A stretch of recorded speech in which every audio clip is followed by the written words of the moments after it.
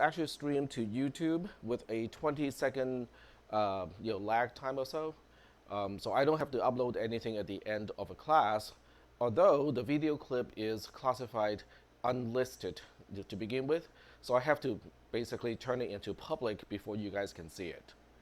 Okay, all right. So that is underway. And now we can start with the syllabus. So the syllabus required by the college, has to include stuff that you can find in the catalog as well as the schedule. So I just want to make sure that you guys, read this part and understand that, well, first of all, you're in the right class. Okay, this is cisp310, which is Assembly Language Programming for Microcomputers. That's really an old name for this class. I really should change that at some point, which is more like computer architecture and low-level programming on computers. You'll see why I need to change the title. Prerequisite is important. Okay, you have to have taken CISP 360 or 480 with a grade of C or better to succeed in this class. For people who have taken only Java but not C or C++, it is not sufficient because Java has no pointers. And the concept of a pointer, and a pointer being the address of a location in memory, is actually very important in this class. Okay. The rest, I think, is not that important. So we'll go ahead and skip some of this stuff here. This particular section, is 11848, and currently I only teach on-campus face-to-face classes. There's nothing too important here. Don't you like this little symbol here? This is a zero textbook cost class because I write all my material. So it's good and bad. Good in the sense that you don't have to spend any money. Bad in the sense that I don't have a publisher behind me to do all the editing, illustration, and whatnot. So my notes can be a little bit minimalist, okay? At times. So if you guys want me to change it, like you can include a picture, like the picture that you drew earlier in class. I can do that when I have time. If you spot any type of errors, I can usually correct small errors like pretty much on the fly. So it's basically just living documents, but you don't have to pay. You also have access to everything that you use in this class after the class. So my notes or the reading material is actually not in Canvas. The link is from Canvas, but once you have a link, you can access the material as long as you still have that link. And you can also download because everything that I push as reading material for this class is in HTML and also PDF. So you can download the PDF, keep it with you if you want, okay? So that's okay with me too. The next section here, that's the SLO, or the Student Learning Outcome of a class. It basically just describes what you're supposed to have learned at the end of the semester. So it doesn't make a whole lot of sense for me to go over the list at this point. So are we okay at this point? Are there any questions? Okay. So moving on. This is me. You can call me Tack, Dr. Tack, Professor Tack, because my last name is really difficult to pronounce. Does anyone want to try? No one. Young, yeah, that's pretty much as close as it can possibly get, okay?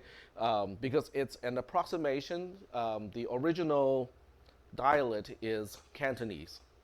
So that means 1.7 billion Chinese cannot pronounce it properly either. Because the number of people or the proportion of Chinese who can speak Cantonese is actually very, very small. It is limited to a certain region in the Guangdong province. So it's really just it's a dialect, okay? But because Hong Kong is within that region, so that's why it's more known to Westerners than the proportion would otherwise suggest. Okay. If you need to contact me, here's my phone number, here's my email address, and I think the power saver just kicked in. It's, that is odd.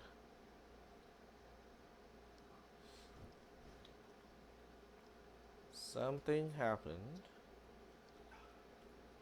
Just give me a moment. Nope, it's still here. Is it a loose connection? No.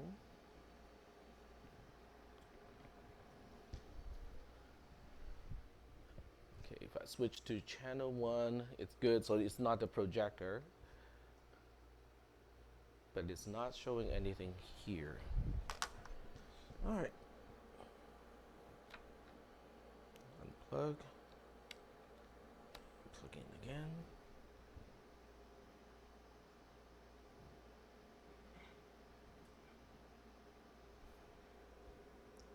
Okay.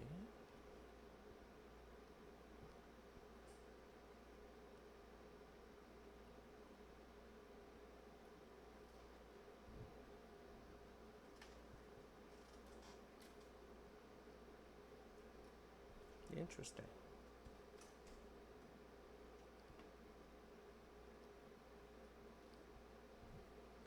There we go. That is very strange. All right, so continuing. I think somehow, something kicks in and it misidentified the connection to the HDMI connection. So getting back to how to contact me, here's my phone number, here's my email address. If you are on waitlist or beyond waitlist, you might want to write down my email address so that you can email me your student ID so that I can know to add you to the waitlist of this class in Canvas. Office hours are currently arranged like this. So to this class, it's kind of nice because it's pretty much right after the lab, okay? Because the lab ends at about noontime. This is like only half an hour after noontime because I need to get lunch. So if you don't mind me, chewing and eating and stuff like that, you're more than welcome to join me at lunch in my office or in the student center. I don't mind that at all. Or if you prefer, you can come back and visit me half an hour after the class ends. So it's okay either way. On Friday, right now, my office hour is scheduled between 11 and noon, and it's face-to-face. I'll be in my office. There is a slight chance that I might turn the Friday one into an online, office hour. I haven't decided yet, but as it is right now, I will be in my office. Do we have any questions about how to contact me? Okay, very good.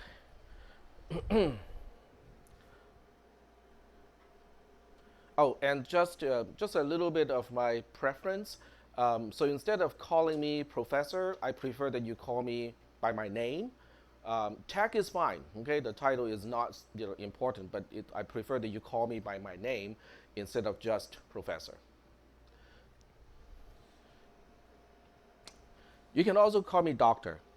I think that would be kind of cool too.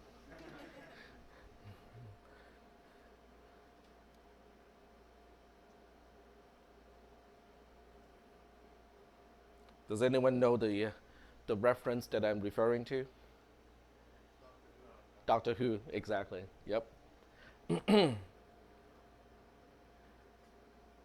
So I think the next reincarnation of Doctor Who, should be a short Asian guy with a heavy Cantonese accent. Hey, I mean, if they can reincarnate into a different gender, I mean, different race, it's going to be next. Presentation delivery method, nothing really too surprising in this class. It's a very typical face-to-face, on-campus kind of class. I don't really use a lot of video clips, so even though it's shown here, it's really just so that, when I do have some video clips to show, it is included. So not much really to say here. Section 6 really has to do with making sure that you guys know how to find me. how to contact me, and also if you email, how long I have before I reply to your email. So nothing really surprising here again, except for this part here. If you can use Canvas, that would be the best way to contact me, because I'm usually not in my office or in my cubicle. So if you call me, more likely than not, you're just leaving a message. Then it gets sent to me by email, so it's not really any more efficient than emailing me from the beginning. Um, but texting is good because this one leaves a trail on Canvas, which is really the whole idea of why this section is here. Because when the college get assessed for accreditation, one thing they look at is, well, do your professors interact with students? So that's one thing that that is on record and easy to check for the accreditation team to just put a check mark there. Is that okay? All right. So once again, time frame policy just has to do with, if you send me an email, I will really try my best to return it in a day. But sometimes, if I get too many things, in my email, I might miss one or another, okay? So if you don't get it back within a day, it is not because I intentionally do not want to reply to you. It might be just because I missed it, okay? So send another one, give me another nudge. I don't mind that. Section 7 has to do with in-class behavior policy. 7.1 is not really that big of a deal, but if it does become a problem, I will let the class know. Unintentional distracting behavior. Later on, I have some examples about this. Cell phone ringing, is a fairly common one. Should not be common anymore because I know Android, all the later versions of Android, has do not disturb. So if you set up this class as a block on your schedule, and you tie in do not disturb to that schedule, it will automatically silence your phone and then re-enable your phone's ringer after the class. So you don't have to do a single thing. You just have to set it up right. Okay. If you say, but I don't want, my live schedule to be tied into do not disturb because when I go to dinner with somebody else, I still want the ringer to go on. You can make a new calendar. Make a new calendar under your account, just for classes, and then tie in do not disturb to just that calendar. So this way, it is only going to silence during class time, but it won't be affected by other things that you put on your own personal schedule. Is that okay? Another kind of distracting behavior that is common in classes is just talking within, yourselves, which I understand. Okay, sometimes somebody did not quite catch what I said, want to borrow a pencil, an eraser, or something like that. So I'm okay with that type of distraction up to a certain level. When it starts to distract other people around the person, then I have to step in and say, well, let's try not to do that, okay? And typically what that involves, it would be people trying to clarify something that I just said. So instead of asking a fellow student, it is better to ask me. Just raise your hand, and when I'm done with the sentence I'm in, then I will try to address the question. Is that okay? So don't be shy, just raise your hand and ask questions whenever you have a question in this class. 7.2 has to do with things that are worse. I have never really had, well, okay, I take it back. I haven't had to deal with this for a long time, so I'm hoping I can keep that streak, but I have to put it here in the syllabus. So any behavior that is going to cause fear, intimidation, or discomfort, intentional or otherwise, is not going to be tolerated. Okay, so depending on whether it is really intended or not, it might get reported to campus equity office, like right away, or maybe the police may be involved if I see there's potential that somebody might get hurt. That brings us to 7.3, violent or other dangerous or endangering behaviors will definitely not be tolerated. And it's not just me, who can call the police. Okay, fellow students, you basically say, okay, I think, I'm endangered. That person can call the police as well. So make sure you have these numbers, kind of programmed into your phone. Um, that brings me to see that nice color poster over there. It's called Rave Guardian. Does anyone not know about Rave Guardian? Oh, so they haven't really sent you guys any information. This is really cool. So I'm gonna go there for just a little bit. This is for your personal safety. So it's called Rave Guardian. It's an app that you can download. So if you go to Google, it's available for Android and also iOS. So you just download the app, you sign up, and it's basically a one-stop um, app to receive notifications. So if anything goes on campus that we need to know about, the app will notify you. But it also has convenient buttons for you to contact the campus police. There's one for emergency situations, and there's another one for non-emergency situations. So it's a nice app to have, because then you don't have to remember the phone number of the police department.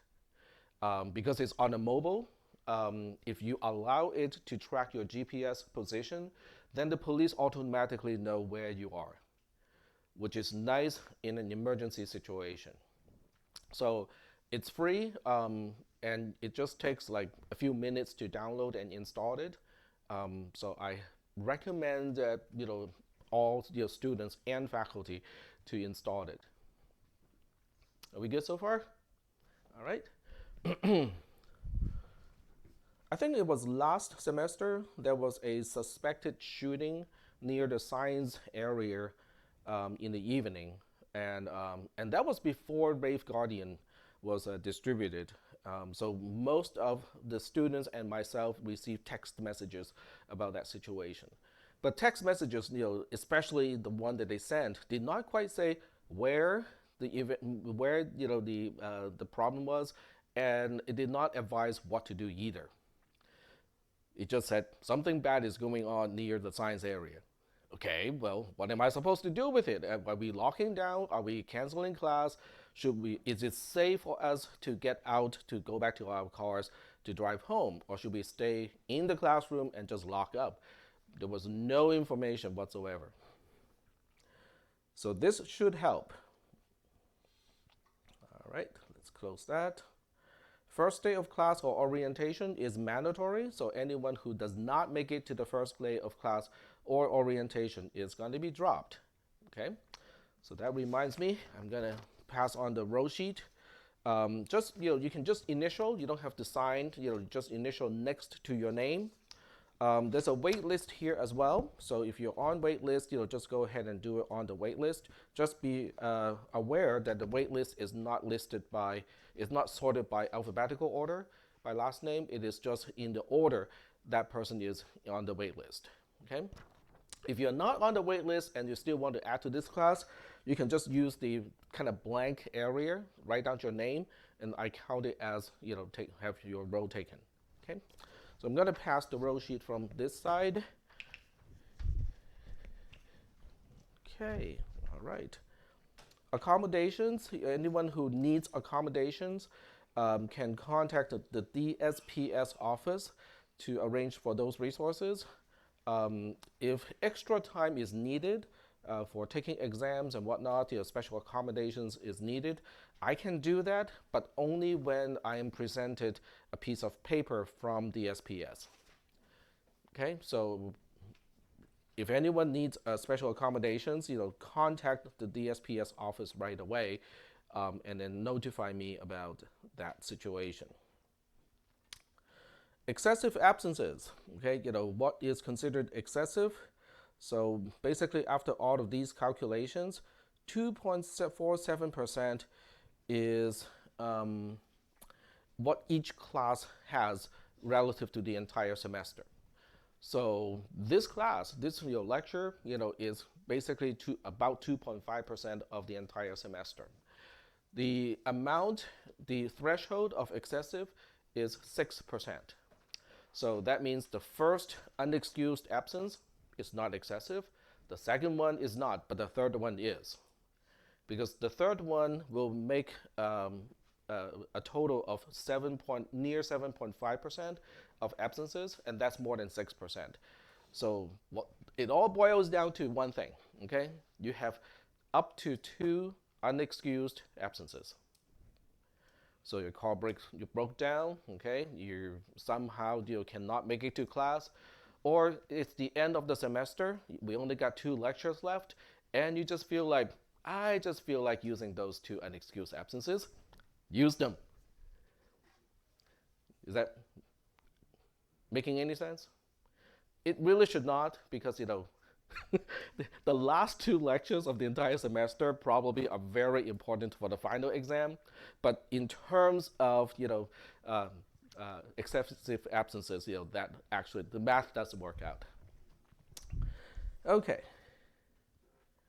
So the next section talks about what is excused, what I have to excuse, as per district policy. Anything that is health related, to the student, is excused when I have a piece of paper as proof. It doesn't have to come from your doctor, can come from a nurse practitioner, can come from someone who's in the health business, but it has to have a letterhead and show that you could not make it to class, or you cannot, or you're not recommended to go to class. So are we okay so far? Okay. Or if someone is participating athletic activities, a coach may give you a piece of paper and say, oh, next Tuesday and Wednesday, we have a tournament in the Bay Area, okay, and you are part of the team and you have to go. Here's a piece of paper, give it to your professors so that you are excused. So that is excused as well. And then the third type would be any kind of summon or duty because of the government. Okay, it can be jury duty, it can be a court order, okay, it can be military duty, and so on and so forth. Okay, so if the government, for whatever reason, says, okay, we need you to be here, okay, I will take that as an excuse as well. I just need some kind of proof, okay. In the case of, let's say, a court order, okay, you're ordered by the court to appear, blah blah blah. I don't need to know the reasons, okay. So you can take the original piece of summon, okay. You can black out all the portions that I don't need to know. I just need to know which court, your name is on it, and that's it, okay. And what date, what time, and what date. I don't need to know the reasons at all, okay. So you can maintain your privacy as much as you can. It's just that I need to know that you have a valid reason to be missing on that particular day. So are we good so far? Okay. Let's see, moving on. So everything else is basically unexcused. Now, does that mean that, if somebody, has one of these occasions, I would just say no? It depends, okay? It really depends. But don't count on it. That's the bottom line. Don't count on these being excused. So use up your 2 unexcused absences first, and then depending on, a lot of different factors, I might let a person slide, when one of these things happen. Is that okay? All right. Late policy for homework assignments is pretty easy. There's no late policy. I do not accept late work. Now, I do make the due date very clear when a homework assignment is assigned. Okay, so keep that in mind. It's usually just a week from the day or the time of assignment. So plan your time accordingly to get it done. But when the time is up, I do not extend deadlines. Is that okay? So no partial credit for turning in a little bit late. I do not extend the deadline unless it is some stupid mistake of mine, okay, and the homework assignment is not doable, and then I fix the mistake, too late. Then I will extend the deadline for the entire class because it's my fault. Are we good so far? Okay, all right. The exception to this rule is sickness or other types of absences. So if somebody is sick, I would give that person extra time to complete the homework assignments. Are we good? All right. Okay, section 13 has to do with academic dishonesty slash cheating. Okay, and the way I look at cheating is the second paragraph here.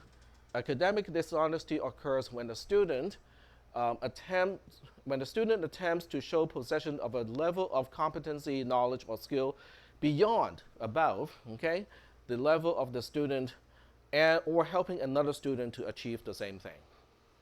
Okay, so there's intention involved and there's action involved to try to show possession of a level that is higher than the student has.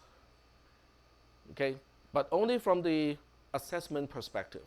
So if a student, is to talk to another student and say, I'm really smart, I can totally ace this class, that does not count as cheating, even though it might be an attempt to show possession of a level that is higher than the student, but it has nothing to do with the actual grade. So it doesn't count, okay? On the other hand, if it is in a test, okay, anything that a person do to show a possession of competency, knowledge, or skill that is beyond the student is counted as cheating. I don't care how it is done, okay? It can be just looking at somebody else's test. It can be telepathic, okay? It can be time warping. I don't care how it is done.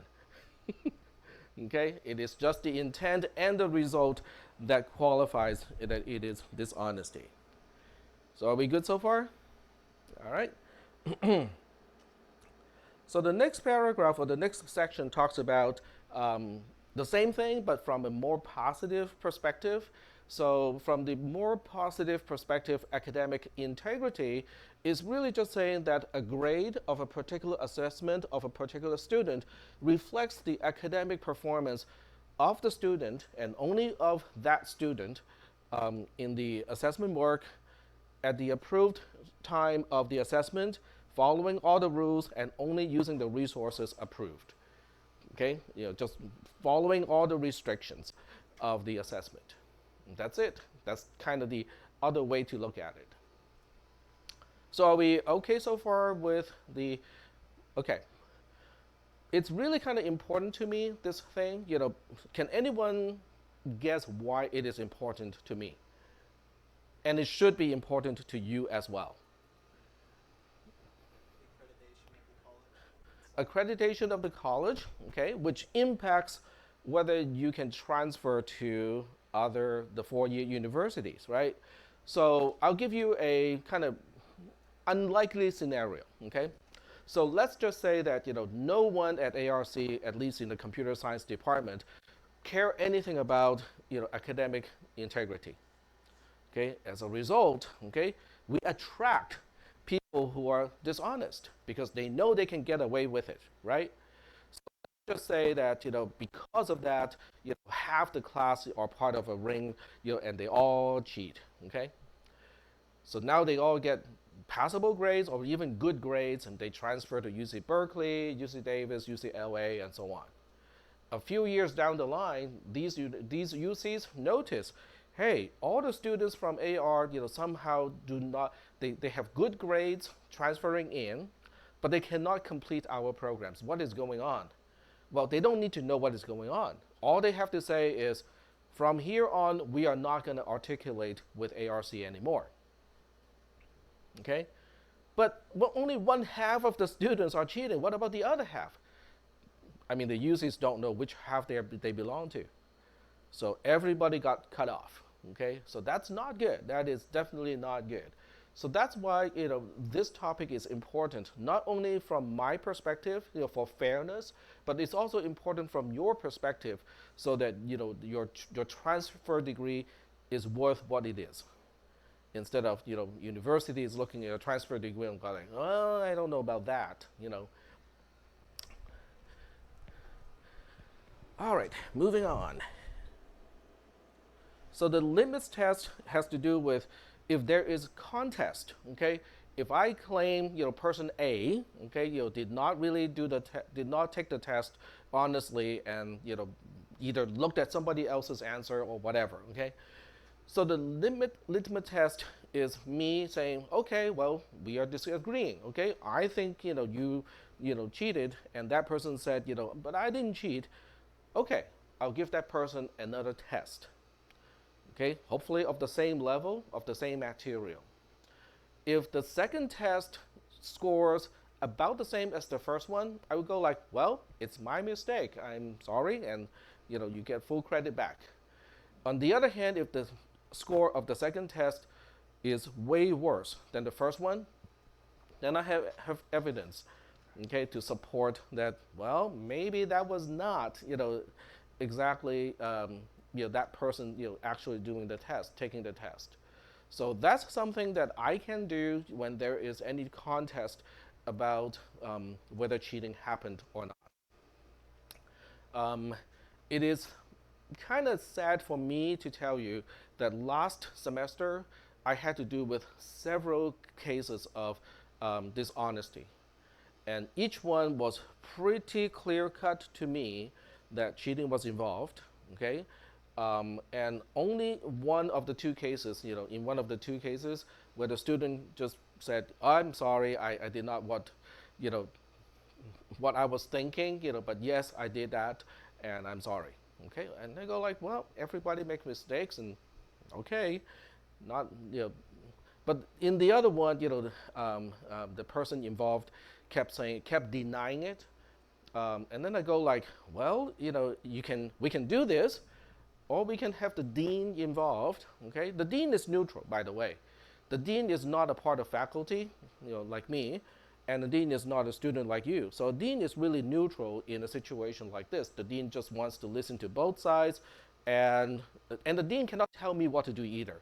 So kind of keep that in mind. The dean cannot tell me to say, well, Tack, I don't think person A cheated. You have to give him back or give her back all the points. The dean cannot do that. Okay, points, scoring, everything academic is up to the faculty and not administration.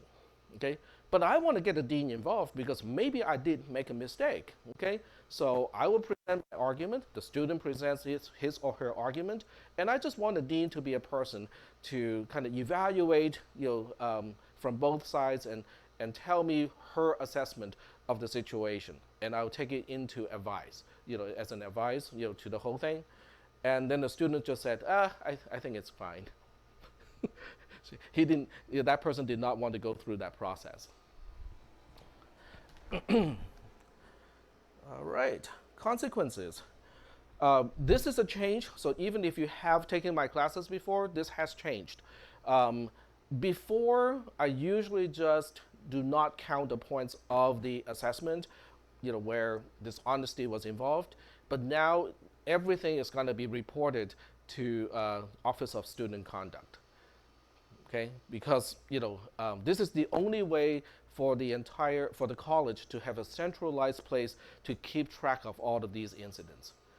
And that unfortunately to me, that seems to be important, or that seems to be the only way to do it now. All right. What if someone tells me, it doesn't just have to do with being wrongfully accused? What if somebody says, Tack is not treating me fairly, okay, or something, it's just not fair. This should not happen to me. Well, go to this document. Okay, it is called the Guide to Student Rights and Responsibilities. It's a PDF. Well, I think it is available as a PDF, but you can definitely just go there and check it out.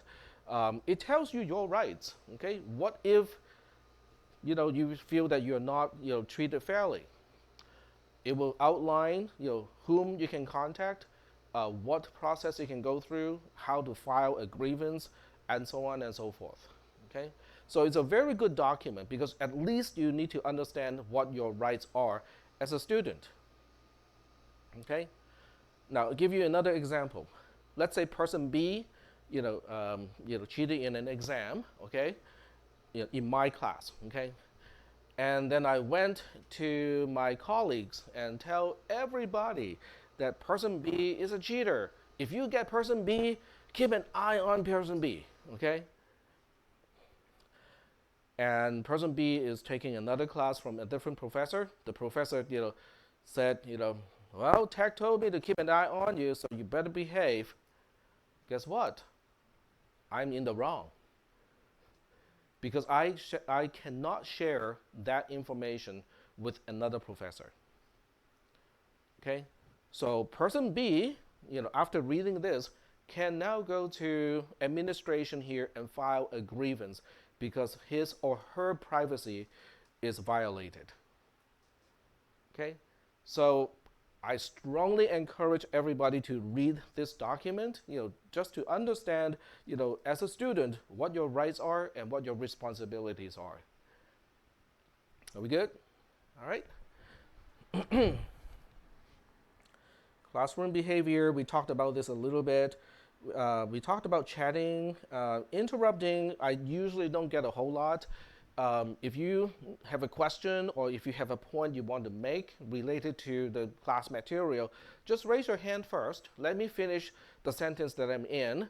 Or sometimes, maybe just one or two sentences, and then I'll address, whatever question or point that you want to make.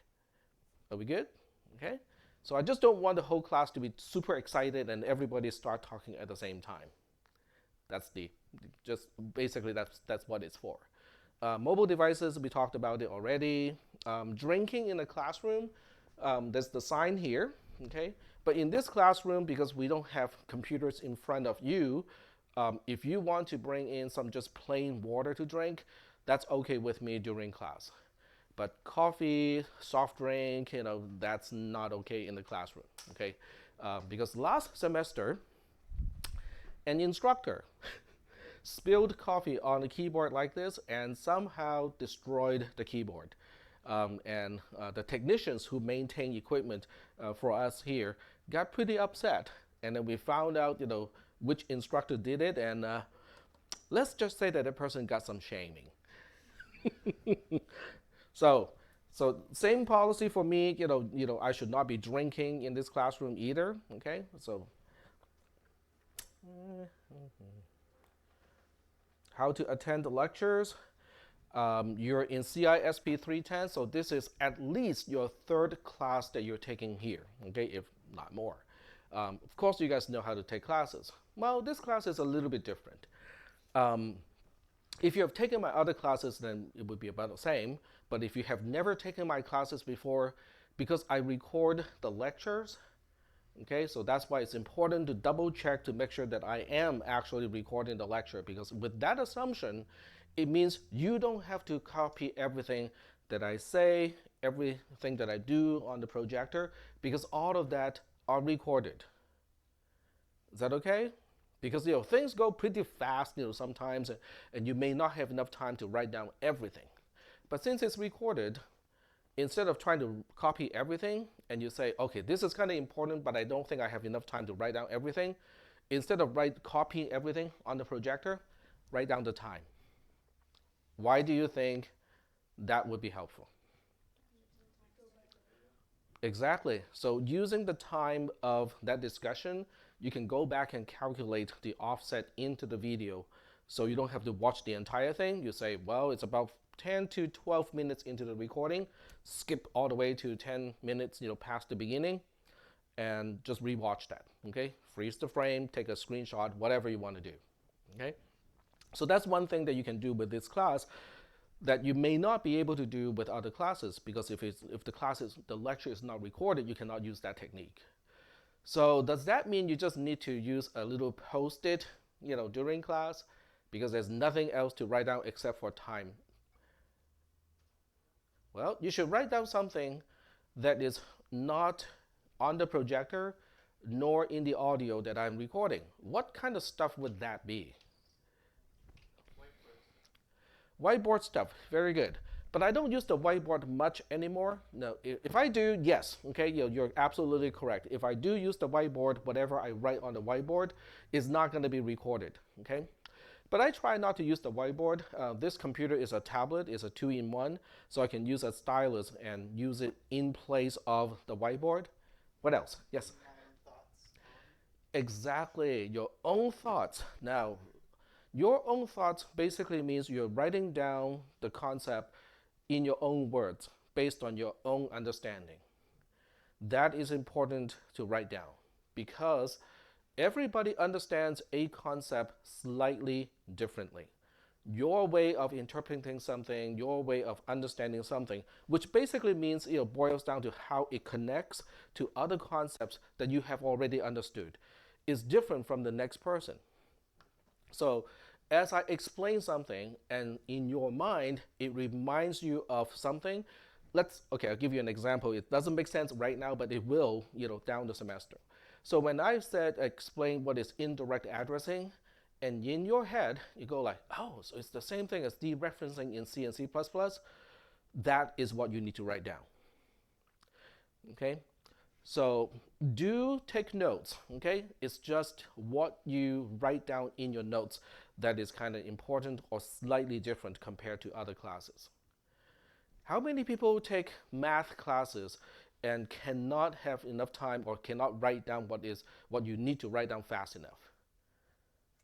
That's just amazing to me. It's just surprising to me that even in today's with today's technology, that is still happening. And why is that? Is it because they only use whiteboards and do not let people take pictures of the whiteboard, or? Yeah. It has a lot to do with like the individual person. So like some people take notes slower, some teachers teach a lot faster. Uh-huh. Some classes have a lot more material to cover in shorter periods of time. I see. Okay. It's multifaceted. Yep, go ahead. Maybe they want you to actually listen, not just take notes all the time. That's possible. But if the professor is writing a whole lot of stuff on the whiteboard, I think the intention is for you to also copy onto your own notebook. But if the professor is talking the whole time, then you can only focus on one thing, right? You cannot. Well, okay, you may be able to do it. I cannot. Okay, I can either be copying or listening or trying to think about what the concept is about. I cannot do all three at the same time. Um, But I know certain professors within the computer science CISP discipline who does not allow people to take pictures of the whiteboard, which I don't understand. Now, I have that same policy, but only if I'm in the picture. If I'm not in the picture, you can take all the photographs you want. Okay, so that also brings back to what if something on the whiteboard is something that you actually want to copy and you don't have enough time? Raise your hand and I'll go back to that slide, or I would delay, moving on to the next section. I don't have a problem with that. Are we good so far? Okay, so just let me know, okay? If you need more time to take on something or if you have questions, just let me know and we can definitely do all that. Section 17 is really long and I'm not going to go through it. It has to do with me explaining what understanding is, which is kind of difficult to explain because how do you understand what understanding is? It's kind of recursive in a way, right? But it is important that you spend some time to think about this or just kind of glance through it, because the way I give you exams in this class has nothing, absolutely nothing to do with memorization or to test whether you have knowledge or not. All the questions has to do with, can you use your knowledge to solve problems? Okay? There are 3 exams in this class. Exam 1 is about 1/3 through the semester. Exam 2 is about 2/3 through the semester, and then the final exam. The first and second exams each carries 20% of your final grade. The final exam is 40% of your final grade. Okay, so they're kind of important. They're all open book and open notes. Anything that is handwritten or printed prior to the test, you can bring that. It's not a single page, a single book, or a single notebook. You can bring in a pile if you want to. Because I don't want to test whether you can remember something. That's not important. When you go to work as a developer, as a programmer, as a software engineer, you have access to the internet. If you forget the syntax of SQL, okay, and you forget, okay, what keyword am I supposed to use when I want to sort the rows? You can just go to the MySQL website, you can go to Oracle's website and look it up. So to me, there's no reason for me to test whether you can remember those things or not. So it's all about problem solving, because if I look at your solution, if you can problem solve, if you can solve a problem, it means you can apply what you have learned, which to me is the most important thing. All right? So that's why this section is kind of important, because I want people to understand what understanding is. Okay? So just to waste another 2 minutes or so, does anyone want to kind of jump in and tell me what understanding is?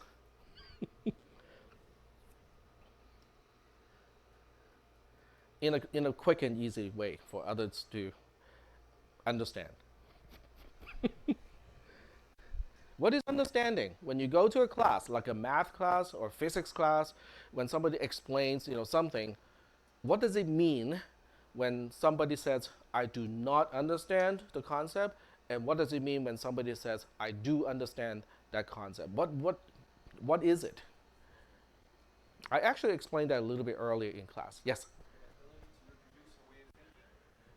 Not so much to reproduce, it is how you connect concepts. Understanding is all about connections. Okay, so when a new term is introduced, okay, it might be a common word, okay, like I'm trying to think of a common word like speed. Okay, speed is a very common word, right? So when I say the speed of blah blah blah is defined as follows, blah blah blah. Okay, most people say, okay, I know that word, and so do I understand the concept? Not necessarily, because in a physics class, there's a difference between speed and velocity. Okay? So now you go like, well, they seem to be about the same thing, and even acceleration is about the same thing, because a Mustang has velocity, has acceleration and whatnot compared to a Yugo, right? So so we are talking about power, right? No, power in physics is a whole different concept compared to speed, velocity, and acceleration. So understanding means you have to know exactly how the word speed relates to other concepts in physics. Okay, so what other concepts do you need to understand? What other concepts is speed built upon? Time is one. It is something over time, right? So what is the other thing? It's distance over time. Distance traveled over time is speed. Okay? Then what about velocity? Isn't it about the same thing? It's displacement over time. Okay? Distance versus displacement. What is the difference, right? One is a vector, the other one is not. What is a vector? So you can see how these things keep going and going.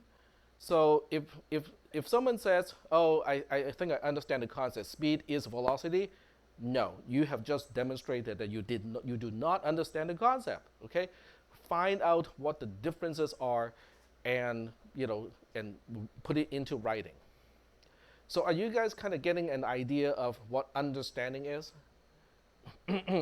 So when you see a word and you go like, I kind of have an idea of what it is, you might want to refine that and go like, do I know exactly what it is?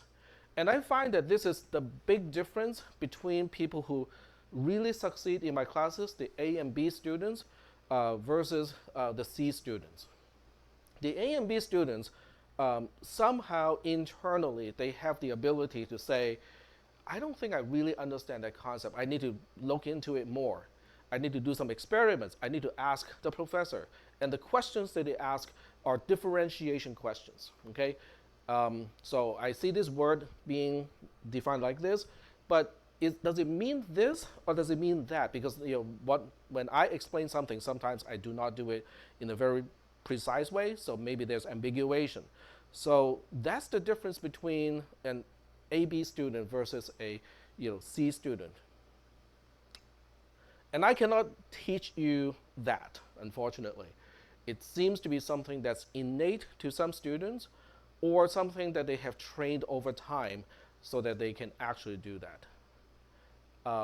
What are your thoughts on this subject? I think you're right. Hmm? I think you're right with something that's either innate and over time, like usually when you have certain prior knowledge in certain fields or certain like Mm-hmm. branches of like academics, Yep. certain things and certain concepts become easier for you to grasp. Such as like if you've taken like a physics class or something, or you've taken certain calculus classes before, Yep. you can kind of like relate certain new concepts to older concepts, Yep. and they can snap towards you much faster opposed to someone who hasn't done those things before. But you're correct about that. That the more classes you have taken, the more concepts you can connect new concepts to, and the faster you can understand new concepts. You're absolutely correct about that. But what my question originally was about how do you know that you are or you're not understanding a concept, sufficiently? How do you gauge that? Now, yeah, go ahead. Like a litmus test that I do is can you explain the concept to someone else? So if like if you can actually dive into what you know and sort of like represent the idea on a higher level. Very good. So whether you can explain the concept to somebody else is one of the indicators that you yourself understand the concept because you cannot explain it well unless you understand the concept well already. Yes, go ahead. Can you apply it? Can you use Can you apply it? Very good. So can you apply it? So now I really like the idea of application because the application will either reveal that your understanding is consistent with what the actual concept is or it is not. Okay? So when you apply that and the outcome of the application is not what you expect, then you have just found out that your understanding of the concept may not be 100% correct, which is good because now not only do you know it is not 100% correct, but how the outcome of the experiment can also point you to the right direction. It's like, well, you're expecting this, but that happens. What is the difference? Then you can refine your understanding of the concept. So application is very important in this class. So that basically translates to your homework assignments and other things that I would ask you to do. Some are graded and some are not. But I will give you activities that you can do so that you can strengthen and test your understanding of the concepts. Okay? So that's section 17 and it keeps going and going. At some point, there's a little bit of a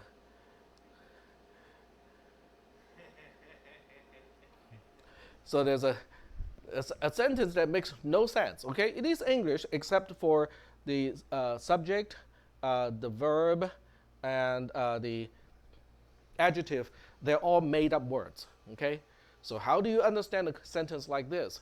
So the next bunch of points is basically asking what is going on your mind as you try to understand that sentence. What if your life hinges on the understanding of that sentence? Then what is going through your mind? So that's kind of my way of explaining what understanding is.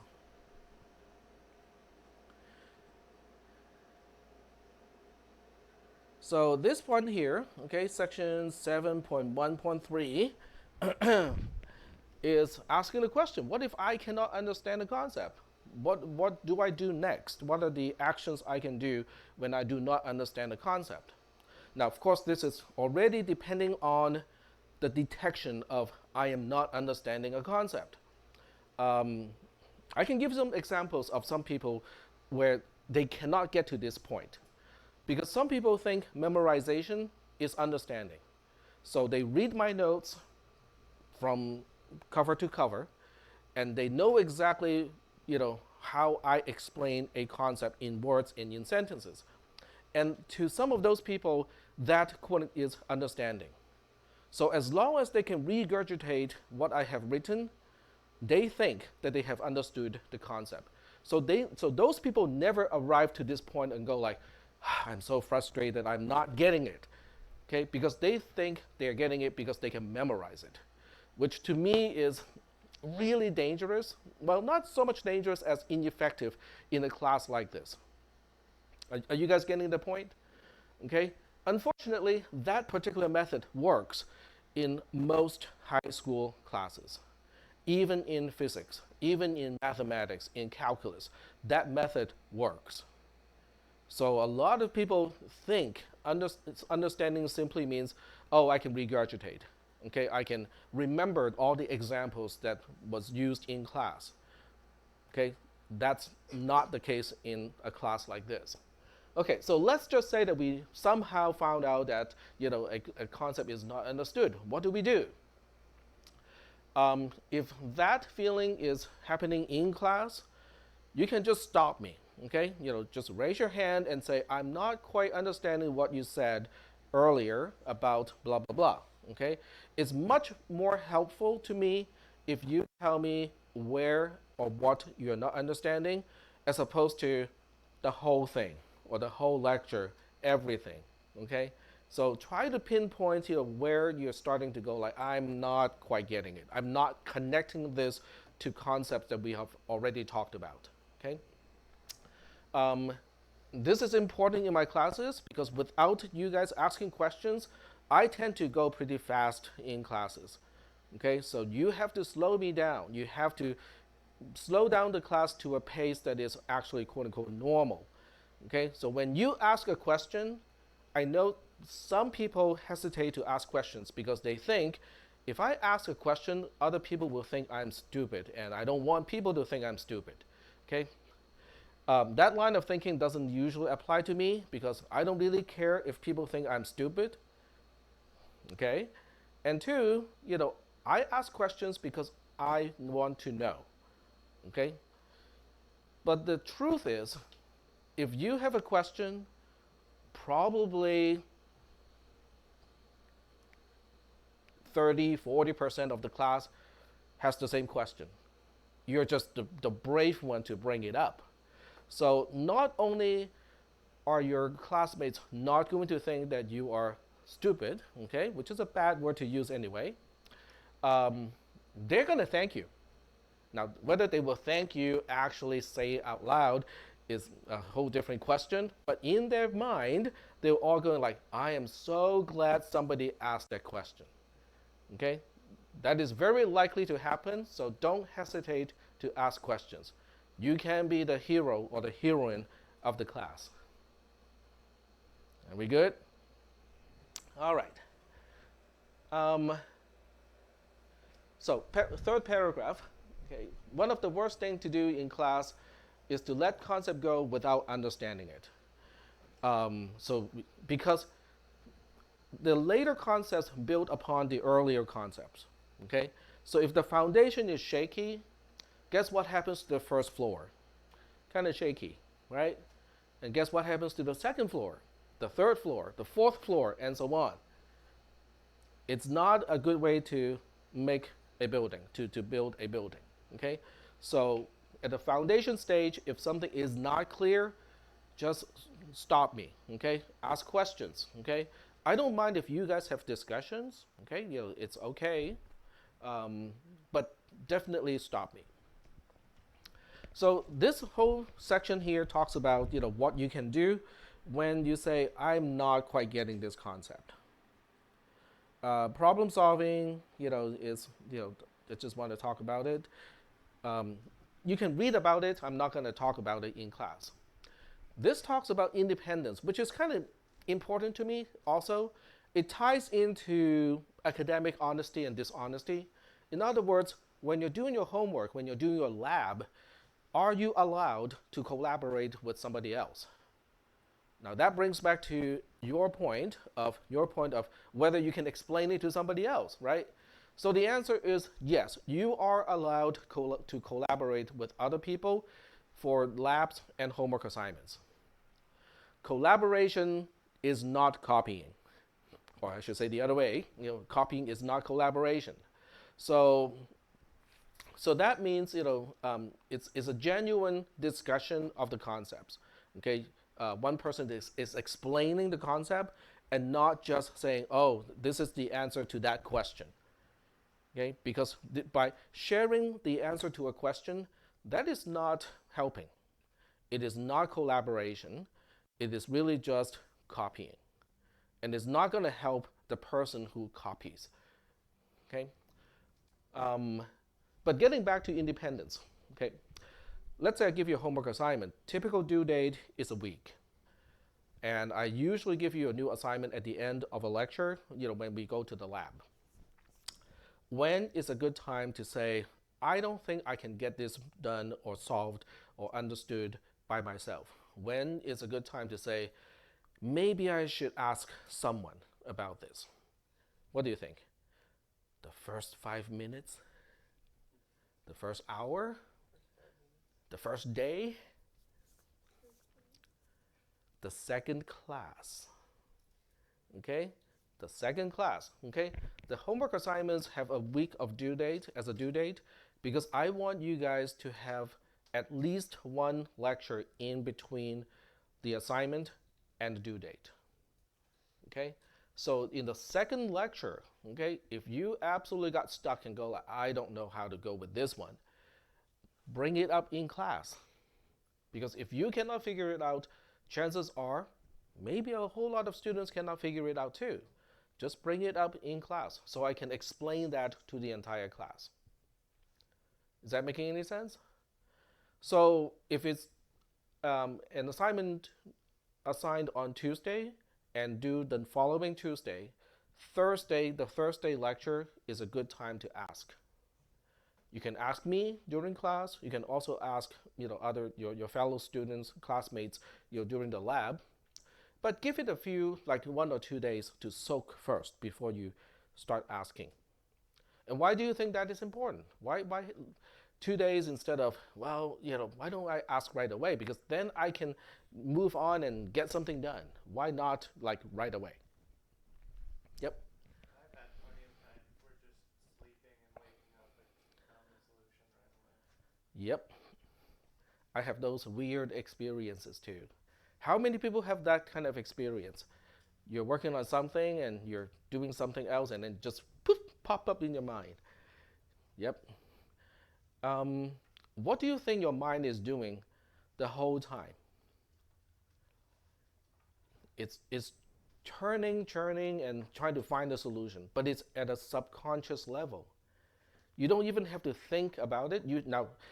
So I have to be very clear. You have to read the question and the material consciously and with effort, okay? Because you have to understand what it is.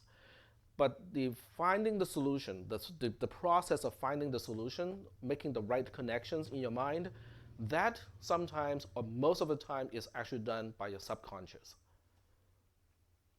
Is that okay? So you have to give yourself enough time for your subconscious to make the connection. What is the difference between, okay, I'm spending 2 days for my subconscious to make the connection versus, oh, I'm getting the answer right away from another person? What is the difference? Why does it make a difference?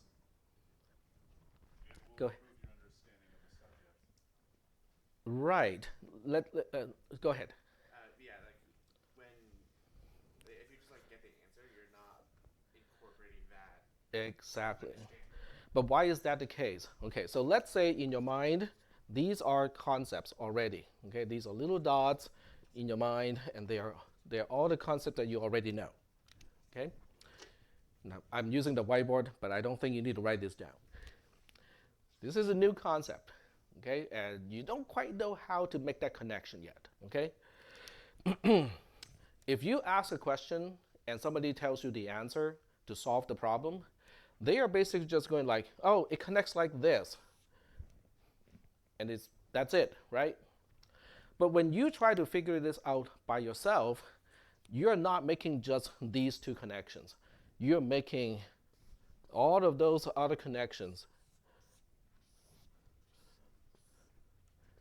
You're making all of those extra connections in your mind, which means you now know how to make use of this new concept in more ways than just those two links. And that's going to be helpful when it's time to use this concept to problem solve, because you know how it can now connect to many other concepts that you already know. So getting back to this, it's really just me explaining why it is a good time to spend at least one day on something, before you say, okay, I'm going to ask someone to tell me what it is. All right, so moving on to the really important stuff, grading standard. I haven't really changed this, since my other classes. I grade everything by A, B, C, D, F. Your homework assignments, all the questions in the exams and whatnot, they're all falling into this scale. Which means I would look at an answer that you give me, and I say, is it a A answer? Is it a B answer? Is it a C or D or F type of answer? Okay, and then I will just weight everything. I will give each everything a weight, multiply it, and then the weighted average becomes the score. We all know the words describing A, B, C, D, F, but how does it translate to the scoring when I'm looking at an answer to a question? An A is basically saying it's a perfect answer. I cannot make it any better. All right, let's start with the other end too. An F means there's no answer, or the answer has nothing to do with the question. What about a B? A B would still be a good answer, but there are certain things missing or incorrect about it. But I can tell it is a simple mistake. Okay, it's just being careless or just omitting certain things that is actually important. That would make that would turn an A answer into a B. It's just missing a few pieces, or have some minor mistakes. The difference between a B and a C is kind of subtle, but it's there.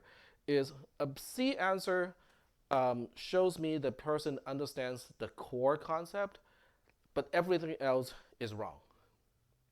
So it barely passes the mark as far as I'm concerned, on the concept that is being tested. A D basically says, well, that person gave me an answer and it has something to do with the question, but it definitely not sufficiently convincing me that that person understands the core concept related to that question. So that makes it a D. So are we okay with these descriptions? I know it's kind of subjective at a certain level. Are we good? All right.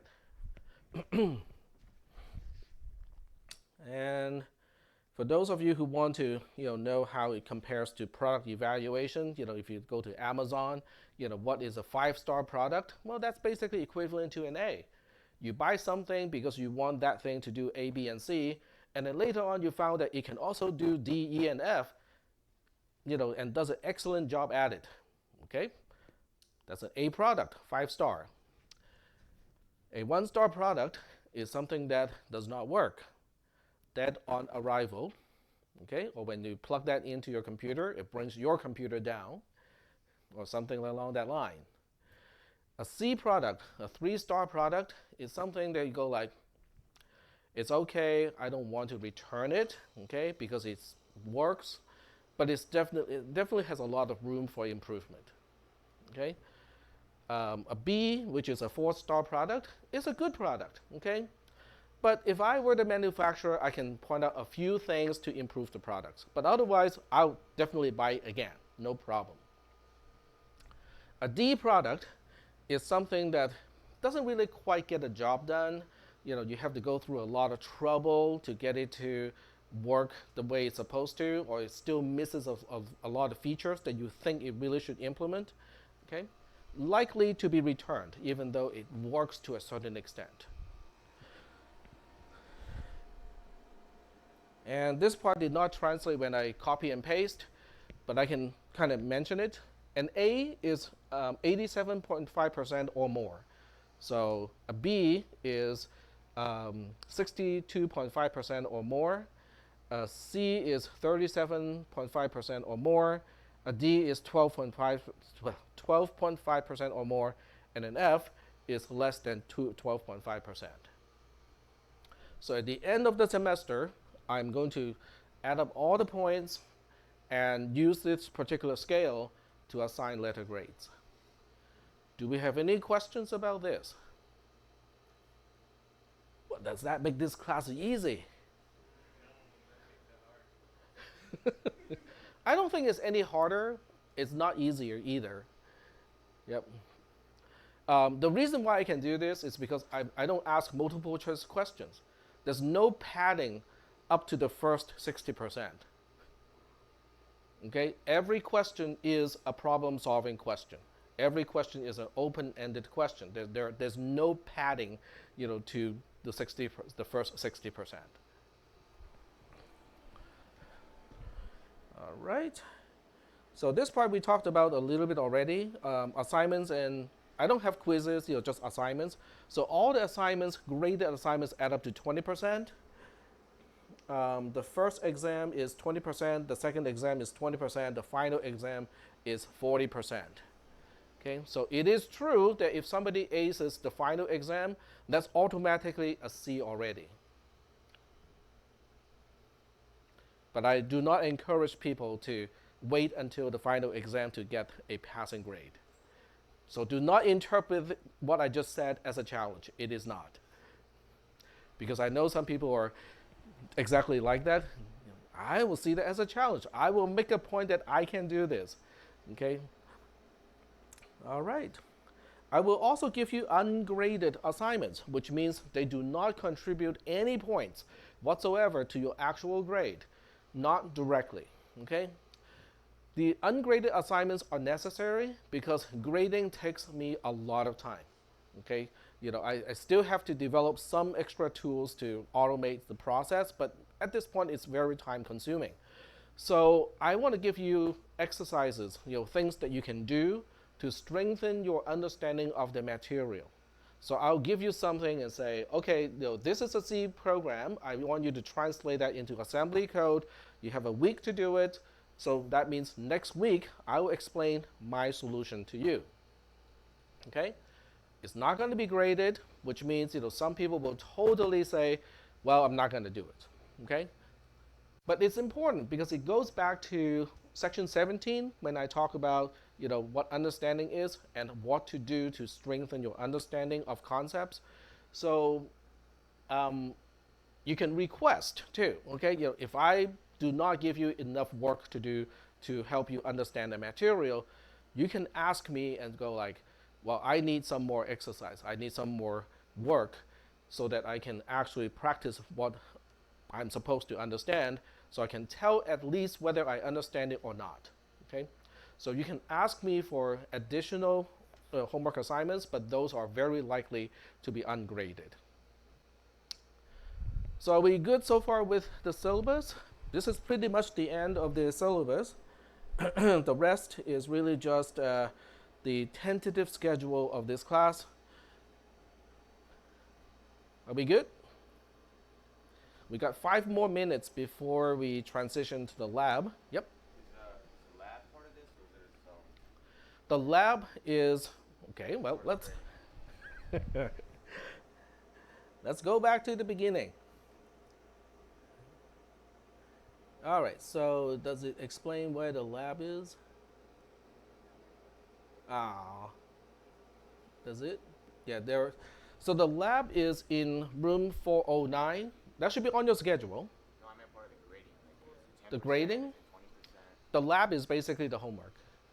So the homework assignment is what I consider the lab. And since today we did not really quite cover enough material, there's no quote-unquote lab to talk about. For the people who came in a little bit late, did you guys get a chance to initial on the row sheet? Okay, so, keep passing it on. Okay, so who has not initialed on the row sheet? Okay, there you go. All right, yep, go ahead. Oh, you have not, okay. So make sure that you have a chance to initial, on the row sheet. If you are enrolled, there's no real lab activity to do. So we didn't cover any material for the lab. So there's no lab. If you're on wait list, okay, what you need to do is to send me an email, okay? And let me just put up my email address again. Okay, so send me an email with your student ID and a message that says you want to add to the Tuesday, Thursday CISP section. Okay, so what I will do is I'm not going to give you a permission number right away, but I will put you into the wait list in Canvas so that those people would have access to the material for this class. Now, as far as permission numbers are concerned, I have to do a head count first to see how many people are missing the first day and then determine how many people I can add to the class. I typically would add everybody to the class, especially because this class has a really short wait list. So don't worry if I don't give you a permission number like right away, but I will add you to Canvas right away so that all the homework assignments and all the reading material you will have access to. Just one more thing before I conclude the class is what are you supposed to do before Thursday? So once you can sign into the class, you just kind of go down this list. I want you to read this link here. So click on the link, it'll bring you to something that I wrote. It's physical states, truth, numbers, and computers. Okay, it talks about low-level devices like vacuum tubes, transistors, and so on. But it will also, at the end of this note here, it will give you the design of a NAND 2-gate. And it will also explain why a NAND, N-A-N-D, not AND, is a NAND. So why a NAND gate is actually kind of important. Okay, it's one kind of important step in this entire class. So read that before Thursday. So when we get to the material on Thursday, you will have some idea of what I'm going to talk about already. Okay, so that's kind of your assignment for today, is just to read ahead of me a little bit. Are we good? All right, so class dismissed. And we are not going to the lab because there's just nothing to do at the lab today. If you need to talk to me, I will go back to my cubicle right after this. Yes, go ahead. Oh, I have a quick question. Yeah. I'm going over my C++ stuff. What concepts in that would it really help?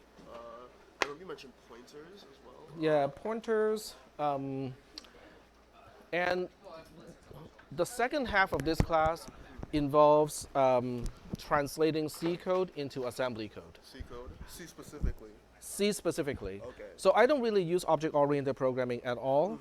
So if you have not taken 400, should not be a problem. Okay. But you should have taken 360, so you have to know. C in that. Yeah, so I just use the plain C, Okay. in this class. So as long as you know what a conditional statement is, what a function is, what is a return value, Yeah. those things are important. Yeah. But I don't use object-oriented programming at all. Okay, no problem. Thank you.